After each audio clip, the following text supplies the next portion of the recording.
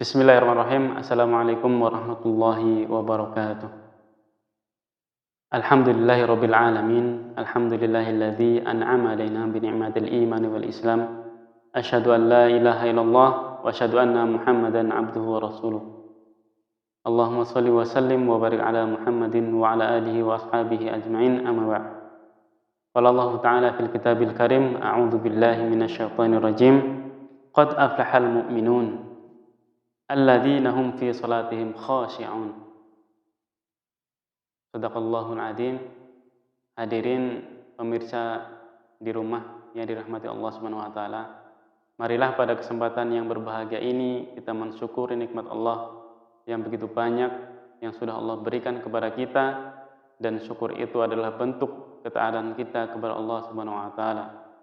La in syakartum la azidanakum wa la in kafartum inna adzabi lasyadid. Jadi janji Allah itu nyata, ya, manakala kita bersyukur maka akan Allah tambah nikmat kita. Apabila kita mengkufuri nikmat Allah, ingkar kepada nikmat yang Allah berikan, maka azab Allah sangatlah pedih.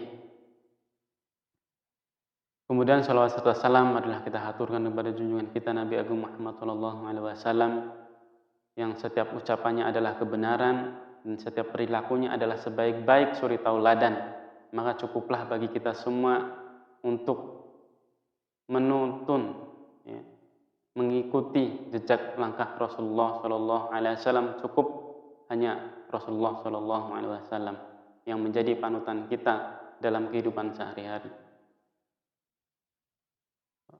Hadirin yang dirahmati Allah, pada ayat yang saya bacakan di awal tadi, Qad aflahal mu'minun, sungguh beruntunglah orang-orang yang beriman. Alladzina hum fi salatihim khashi'un, yaitu mereka yang dalam salatnya khusyuk. Dan dalam hadis Nabi juga disebutkan bunyal islamu ala khamsin. Syahadatu an la ilaha illallah wa anna Muhammadar Rasulullah wa iqamis shalah wa ita'iz zakah wa shaum Ramadan wa hajjal bait, dan pergi haji. Yang kurang lebih artinya Islam itu dibangun atas 5 perkara. Yang pertama syahadat, yang kedua salat, yang ketiga puasa, ya, yang keempat itu zakat, dan yang kelima haji ke Baitullah. Islam itu dibangun atas 5 pokok, ya, tiang-tiang ini yang menjadi dasar dibangunnya kesempurnaan Islam seseorang. Tadi disebutkan, Allah menyebutkan bahwa beruntunglah orang-orang yang beriman. Beruntunglah orang-orang yang beriman yang dalam sholatnya itu khusyuk. Dalam kesempatan ini saya tidak akan membahas 5 hal itu, akan tapi saya terfokus pada perintah Allah Subhanahu wa taala kepada sholat kita. Sholat adalah hubungan kita kepada Allah Subhanahu wa taala secara langsung. Hubungan seorang hamba kepada Tuhannya. Dan sholat adalah perintah Allah yang sangat spesial. Kenapa spesial? Berbeda dengan perintah-perintah lain.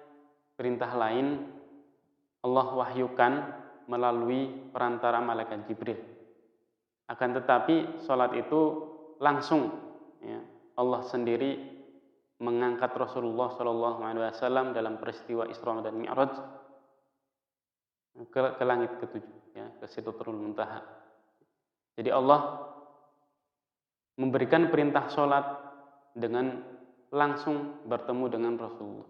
Ini perintah spesial yang Allah perintahkan kepada seluruh umat Rasulullah SAW.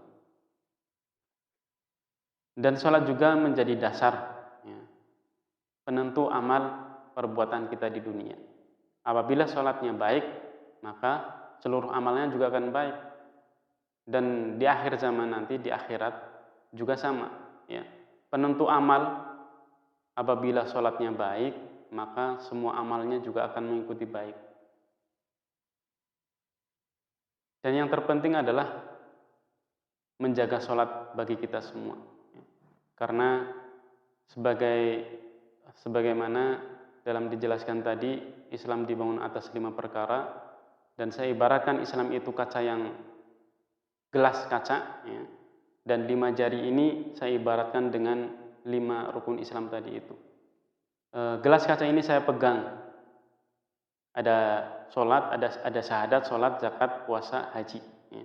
Saya pegang dengan 5 perkara itu tadi, kemudian saya genggam dengan 5 jari, dan apabila satu lepas, haji kita tidak pergi, apabila kita tidak mampu, maka kita boleh tidak menjalankannya. Karena kita kondisinya tidak mampu secara fisik maupun secara ekonomi. Kemudian zakat juga sama. Kita boleh meninggalkan apabila kita tidak mampu, ya. Tidak mampu untuk membayar zakat dengan keterbatasan ekonomi. Kemudian yang ketiga juga sama, puasa. Puasa tidak bisa kita lakukan, kita boleh membayar fidyah. Akan tapi apabila kita sholat, kita tinggalkan, itu maka kaca ini akan jatuh dan pecah berkeping-keping.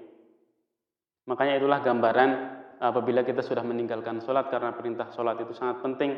Kita boleh sholat sambil berdiri, kita boleh sholat sambil duduk, boleh berbaring, boleh sambil isyarat mata, ya. Apabila kita sudah tidak mampu sama sekali, kita boleh sambil hati.